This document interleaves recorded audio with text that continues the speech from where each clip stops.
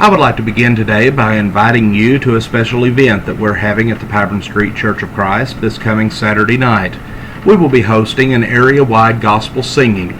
There will be brothers and sisters in Christ from throughout northeast Arkansas and southeast Missouri who will be coming to Pocahontas and will be joining us in song.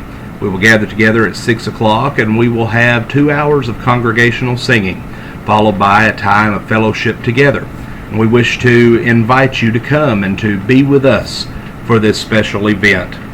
In Philippians chapter 2, verses 15 through 18, the Apostle Paul writes that you may become blameless and harmless, children of God without fault in the midst of a crooked and perverse generation, among whom you shine as lights in the world, holding forth the word of life, so that I may rejoice in the day of Christ, that I have not run in vain nor labored in vain.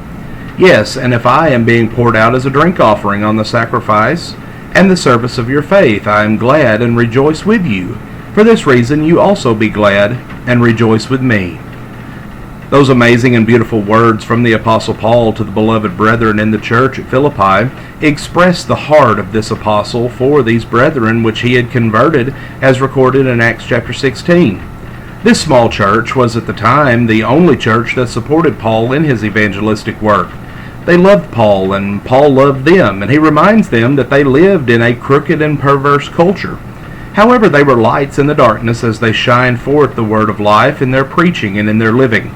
A key word in the Philippian letter is the word rejoice, and Paul rejoiced that he was at that time in prison in Rome, being poured out as an offering, as a testimony on the fact that he had brought them to their faith and service in Christ. He says, I am glad to suffer as a testimony to your service. He says, in essence, I want you to be glad and to rejoice with me. Let us remind ourselves that Paul is in prison awaiting trial and possible execution as he tries, or as he writes about rejoicing and being glad. It's amazing. He was not glad that he was in prison, but he was glad in prison. There's a big difference there. He did not enjoy and rejoice in the bondage and the suffering that he endured for Christ, but he rejoiced and was glad that his suffering was for the Lord and that it advanced the cause of Christ. But I want you to know, brethren, that the things which have happened to me have actually turned out for the furtherance of the gospel. What joy to know that your suffering results in the gospel being spread and souls being saved. Paul was a light in the dark prison house in Rome. He reminds the Philippians that they too are lights. And let us today be reminded, brethren, that today we are lights in this still crooked, perverse, and dark world in which we live. There are all around us people who are lost in the darkness and looking for the light and a way out of the malaise of our totally deprived culture. Jesus declared us to be the light of the world. And are we shining brightly, or have we allowed our lights to go out? Philip Bliss was born in 1838 and died in the year 1876. He was a very prolific songwriter. Some of his hymns are ones that we still sing today, songs such as Wonderful Words of Life and Almost Persuaded. He wrote the music for the classic hymn, It Is Well With My Soul. In 1871, he was in Chicago and he heard a sermon by the noted preacher Dwight Moody.